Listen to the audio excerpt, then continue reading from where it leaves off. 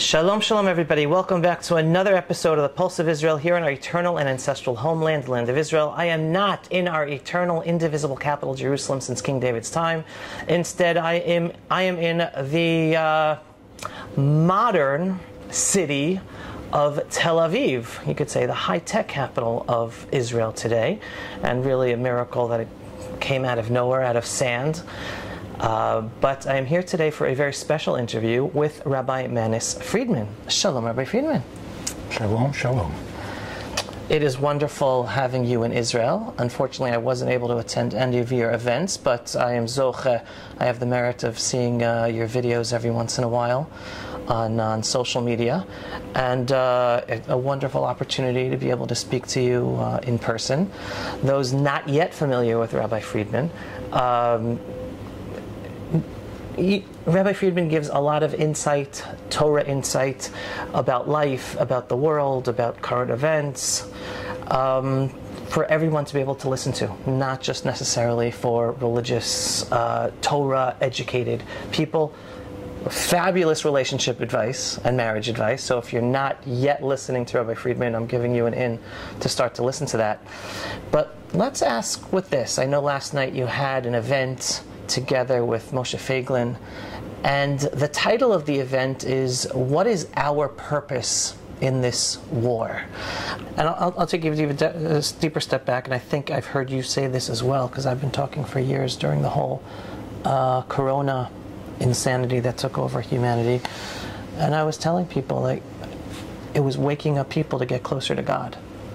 As without going into the details of what was causing different people to wake up, but it was something taking part that was waking people up and disconnecting from what they thought was important in life, from people they trusted, from institutions they trusted, and all of a sudden leading more people like, okay, I missed out on really trusting God and reconnecting. And I believe also this war and what the Jewish people are going through, not just for us but for humanity, is a continuation of that process of reconnection. So, and how do you tie that all together for the ultimate purpose of all of us and what we're experiencing, which is very depressing for many people? Oh, it shouldn't be. It's painful, not depressing, because we see the light at the end of the tunnel. We know where we're going.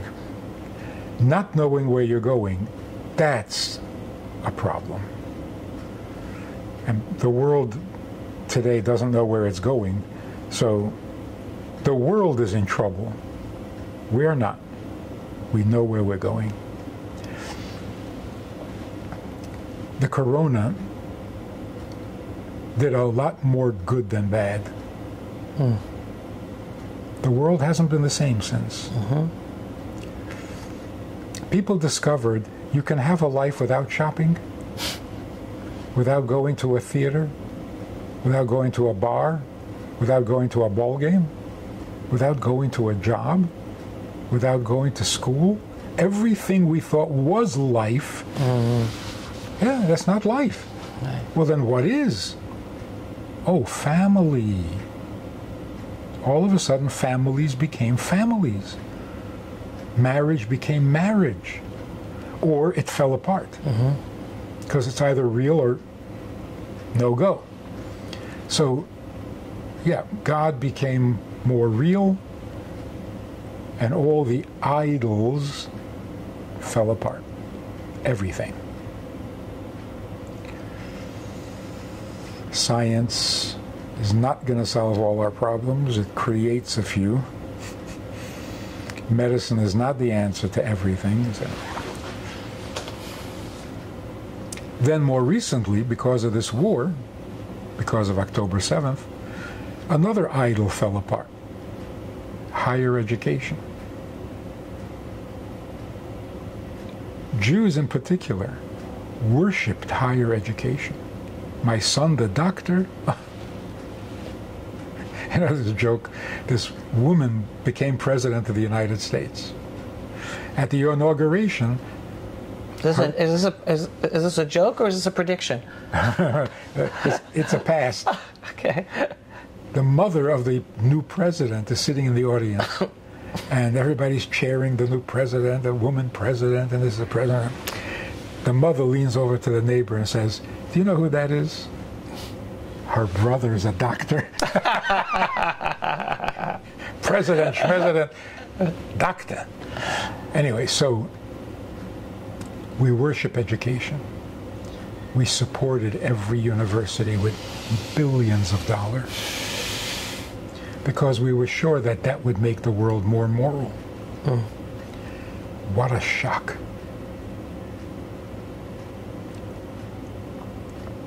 It's not just a disappointment. It pulls the rug out from under some very, very deep-held beliefs. If people are educated, if people get a degree, if people go to college and study higher education, they'll become better people. They're the worst. They are the worst. The average person in the street is more moral. The average mugger is more moral. Doesn't cut people's heads off. Give me your money. They're more moral. Anyway. You'd think we, as the Jewish people at least, would have learned from Nazi Germany, the most educated cultural society of the world, the Western civilization, and here we basically fell into the same trap again, which makes me afraid that after we get through this, there's still going to be plenty of Jews and non-Jews alike. They're going to fall into that same trap again. Yeah, or some other trap. Or some other. They're endless traps. So the way they did it was, the Germans, they're weird. You can't predict anything based on their behavior because they're Nazis, as if they're aliens or something. That's how they got around that. So here's the. What's happening today, which has happened a number of times in recent years, the focus is on Israel. The focus is on Jews. Why? What? Jews are taking over the world. If we wanted to take over the world, would we start with this empty, useless piece of land? Tiny little... If this is our ambition, we got to grow up. Oh, this is all you want? This is occupiers? Anyway, the point is, God keeps putting us in the limelight.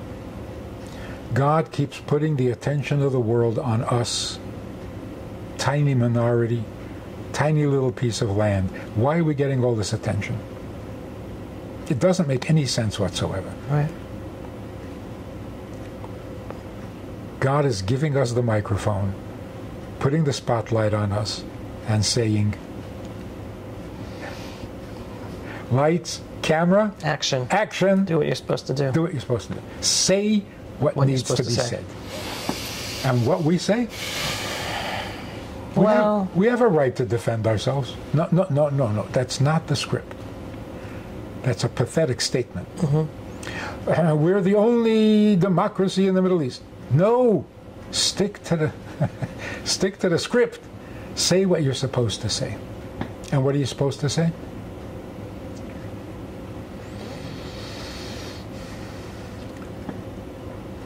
It's not about us. It's about serving God's purpose. That's it. You want to know what God's purpose is? Sit down quietly, put the guns away, we'll teach you something. That's it. Ki mitzion teitzei Torah.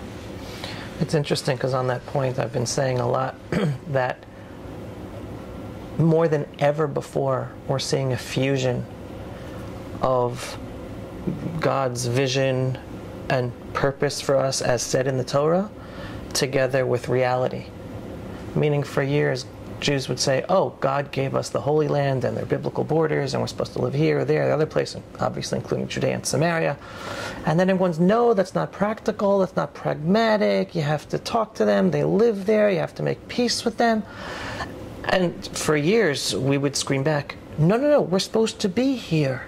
No, not pragmatic, you have to talk peace and international pressure and they won't listen to you, whatever. All of a sudden reality, and we didn't stand up on our own. So God is showing more and more people through reality, oh my God, they really don't want us to live here. They really are genocidal about destroying us and about not having a Jewish state and not being able to live here at all.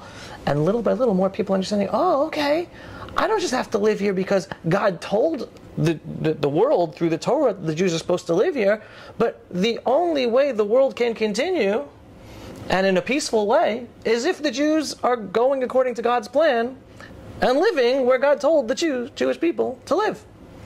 And it's still a wake-up process, but it never before has this been easier for people to recognize than today. Not every Jew has woken up yet, but it's taking. I'm Kshay Arif, we're a stiff-necked people, so it's taking time. But with each day, it's becoming more and more clear for those who are waking up to realizing. And that's how I'm helping explain. Absolutely true.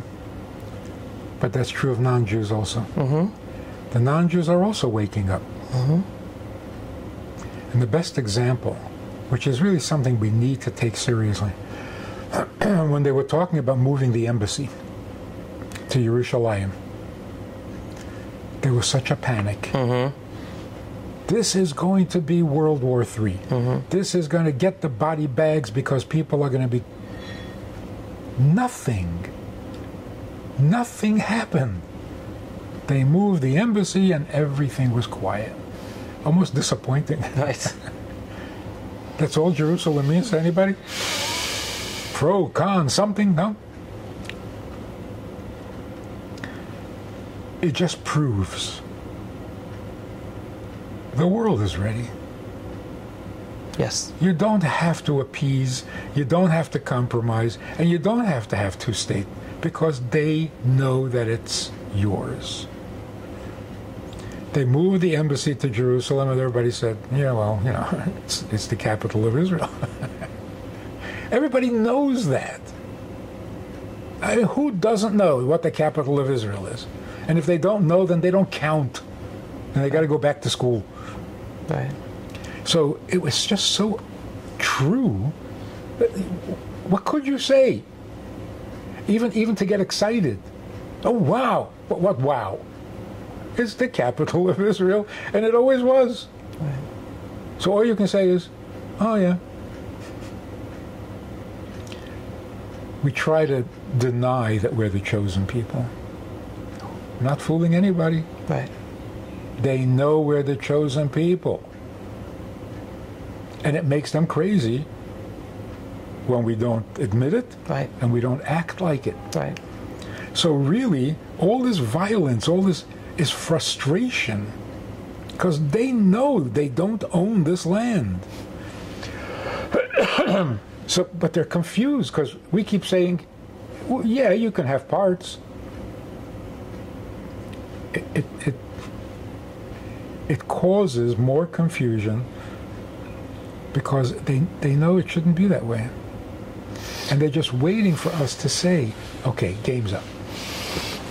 So I want to take that stay on the confusion level to a different, the same topic, but a tangent.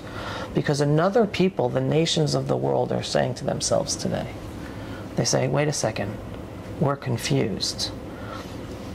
The land of Israel, I'm not talking about the state of Israel, okay? The land of Israel is the ancestral homeland of the Jewish people. God clearly said, chosen people, chosen land. Jewish people are supposed to live in the chosen land.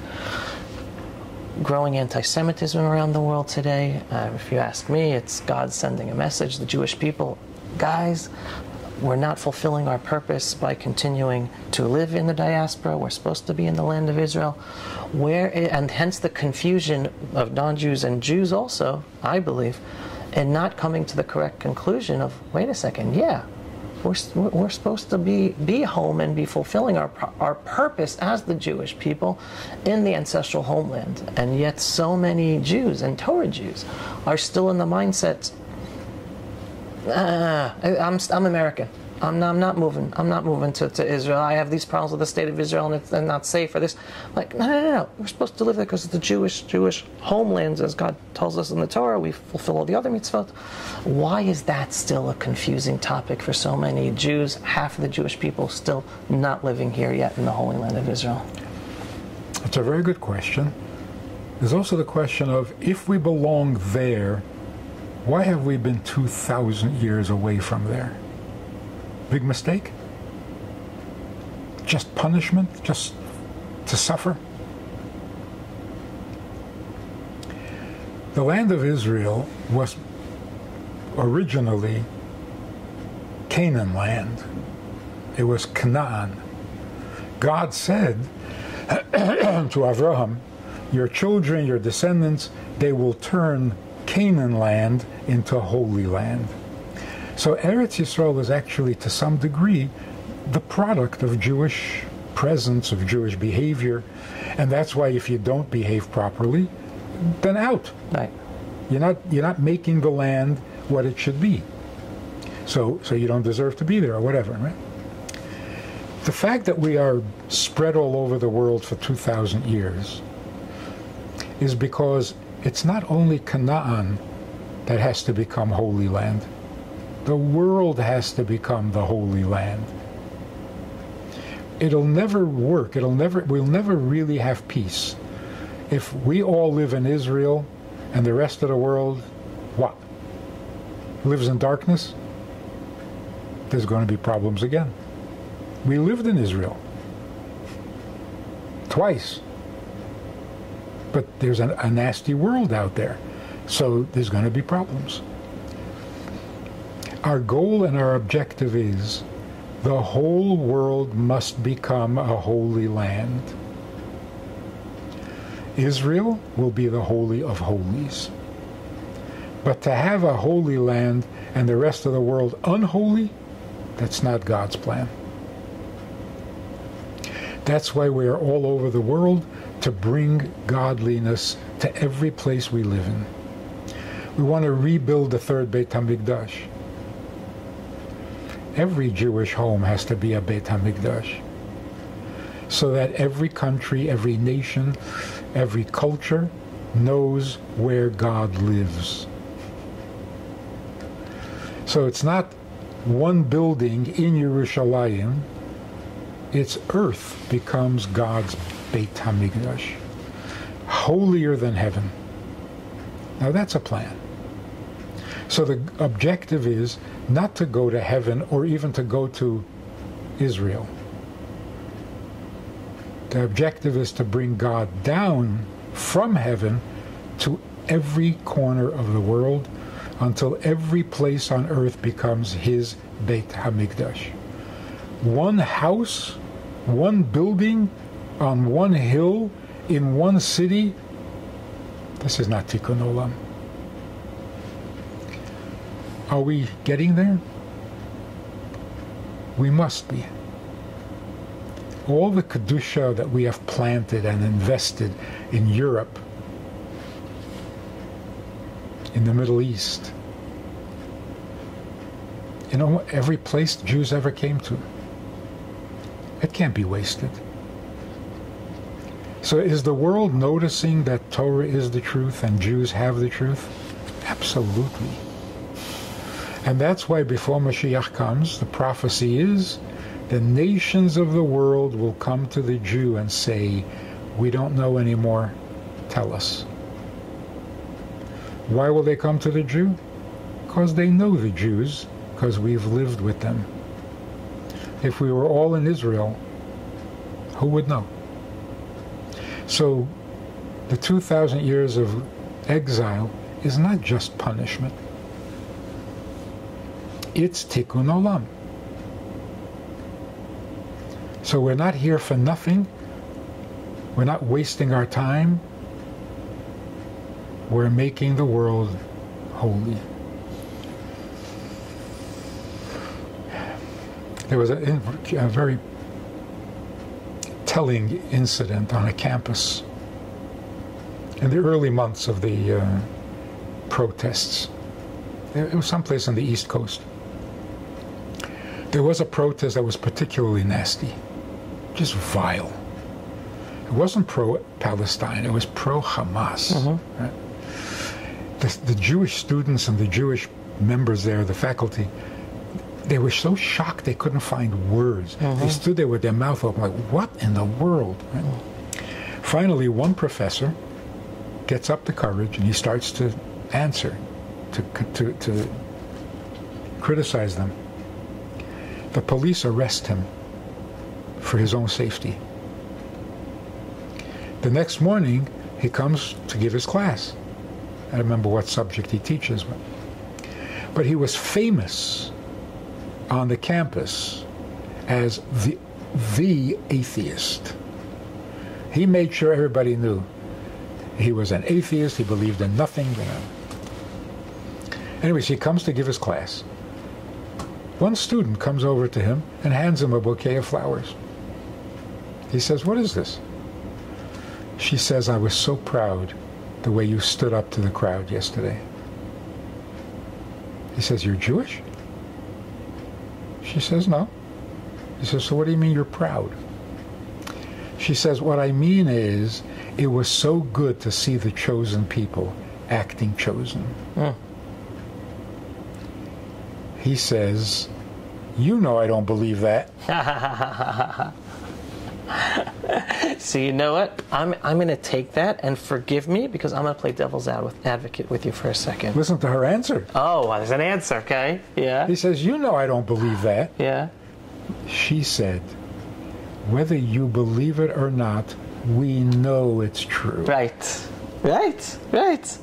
Which, perfect segue, right? Because when a lot of non-Jews, when I speak, and then they ask me, and I have to deal with this question, is like, why isn't the Jewish state of Israel acting like a Jewish state? Fabulous question. Not just in terms of standing up for ourselves, but morally and according to Jewish morals and ethics, and not following the Western progressive, etc., all that stuff. And I'm like, okay, I got to take a step back with you in order to help you guys understand this. And I say, understand, the Jews who founded the Jewish state of Israel today were socialist, not so sympathetic Jews to the religious aspect of our nationhood. And they thought that the religious aspect of our nation was gone. It got buried and exterminated in Europe, and the new Jew, the future Jew, is the one connected to the land, working the land, no connection to Torah and tradition. And hence we have the way the Jewish state of Israel looks today. So what do we see? Unfortunately, it was the Jews who had the Jewish traditions were the ones who told ourselves not to come to Israel. It was our rabbis who said, "Don't go to Israel. Go to the Golden Medina of America instead." Or don't go there either. Or don't go there either, right? But just don't go to Israel, because it's the secular and it's the anti-religious Jews who are running that place, and bad news for the Jews there. So what I'm trying to say is, from the devil's advocate position, is not every Jew is going to live in Israel. Halavai, halavai, halavai. But if more of the committed Torah Jews were living here as opposed to Lakewood and London and Los Angeles and Toronto, then yeah, we'd be able. What about Miami? Too big. Oh, Miami, right? Oh, Miami's good. Miami's good. No. I always tell people in Miami, you're here. This is your last stop in America before you move home to Israel, right?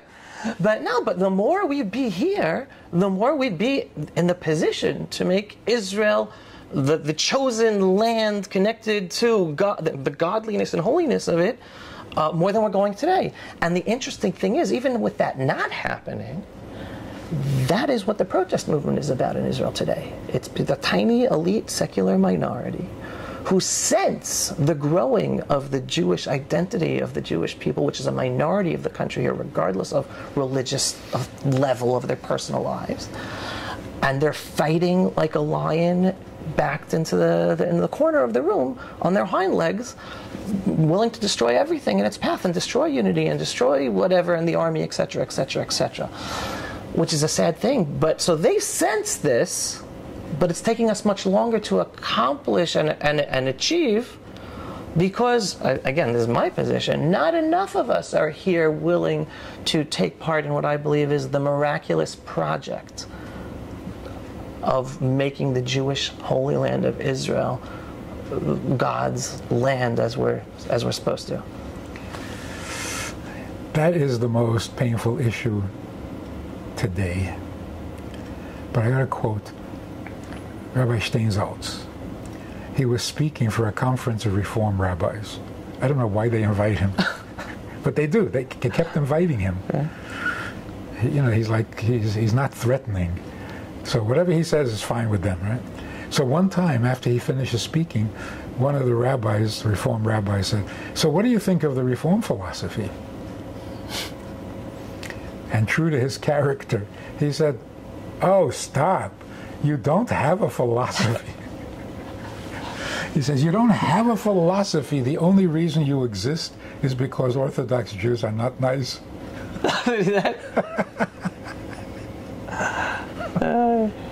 He wiped everybody out in one sentence. This is really true. All the friction between the secular and the religious, and both are in quotes,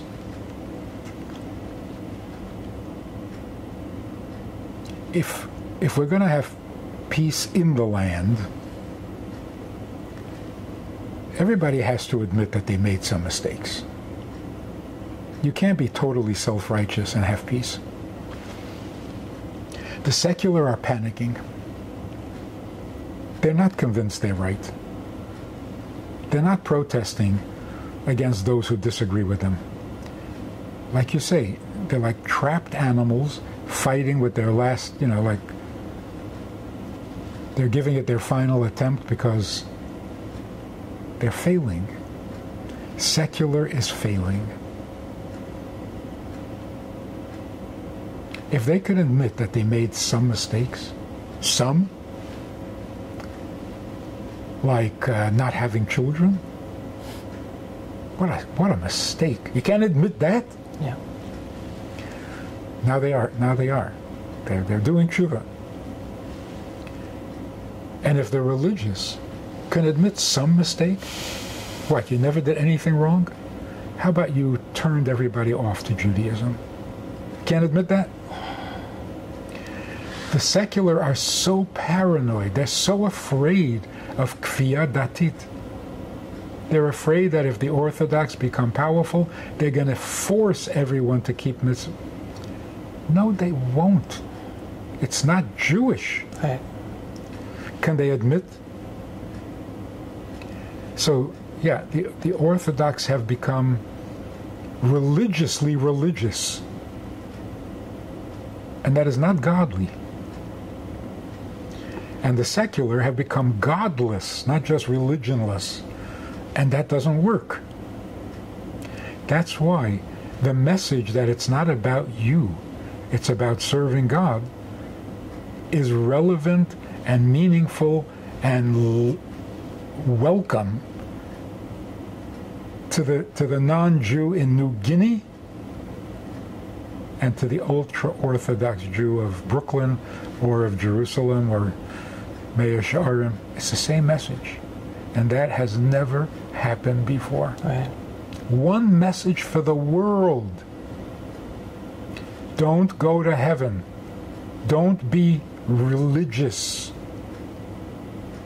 Every minute you have, do something for God. No. Then there would be no tension. And we have to end, and I just would love if you can give a final word of inspiration, hope, purpose for the listeners. The war has dragged on way too long for no good reason. It could have been over in a week, and it should have been. Yep. So whatever, we're not going to get into it. Criticizing a government at war is a terrible thing to do. When you're at war, you encourage those who are responsible. You don't discourage. Whether you agree or not, but you don't tear apart a government that is in the middle of a war. So what should we encourage the government? Do the Jewish way. Go the Jewish way. The world will respect you more, and the war will end sooner, and we will have peace, not a ceasefire.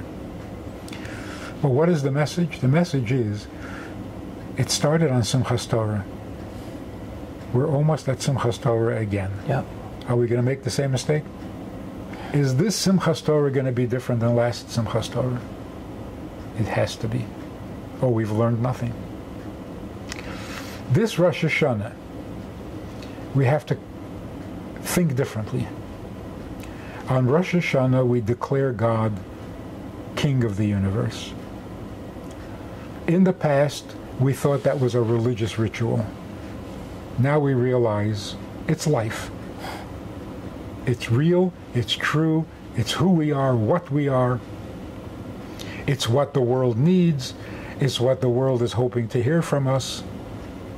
Because the whole world is judged on Rosh Hashanah. Right. We have to approach Rosh Hashanah with a very different mentality. God is going to give us a very good year. Not you have to beg to live. That's so pathetic. We're going to have a good year because God gives. God is a creator, not a destroyer. So God will give us a good year. That's why we're a little nervous. Because a year is something you don't want to waste. You know, a mind is a terrible thing to waste. Right. Time. A good year is a terrible thing to waste. Right. So what we're asking for on Rosh Hashanah is not, don't kill me, let me live. Of course we're going to live. We're asking, give us the wisdom that we don't mess up another year the way we did last year. Right. Because life is great. Death, boring. So the Jewish approach has always been, we're not afraid of death. Right. We're afraid of life. Any idiot can die.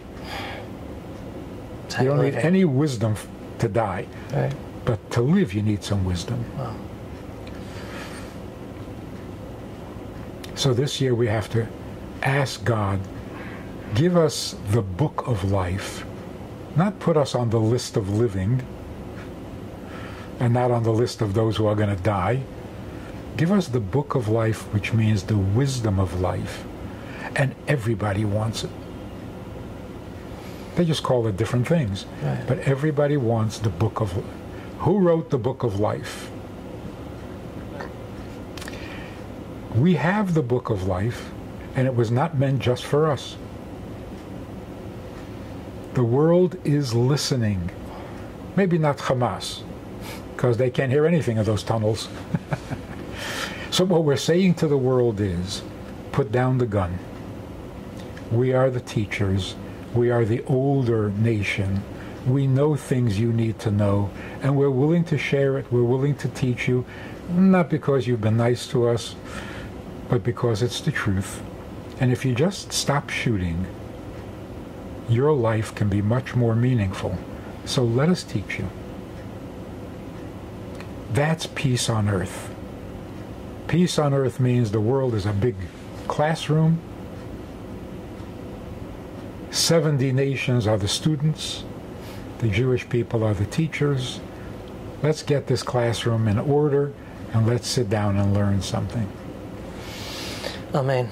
Rabbi Friedman, thank you so much. Pleasure. Really pleasure talking to you and hearing your insight. Everyone, Shana Tova. Shana Tova. It should be a good, healthy year of all of us internalizing the godliness in us and the life that God gives us in order to make Him shine in our world. Signing off for another episode of the Pulse of Israel here in our eternal and ancestral homeland, the land of Israel. Today, in modern Tel Aviv. If you are not yet a subscriber, go to pulseofisrael.com in order to receive the daily videos you receive from us. And we are a donor-based operation, so if you enjoy the videos we get out there, the interviews we have, the messages we put out there, every once in a while, click on the donate button on pulseofisrael.com. Shalom, everyone, and thanks for watching. Pulse of Israel, frontline videos from the Holy Land. Support our work by donating today.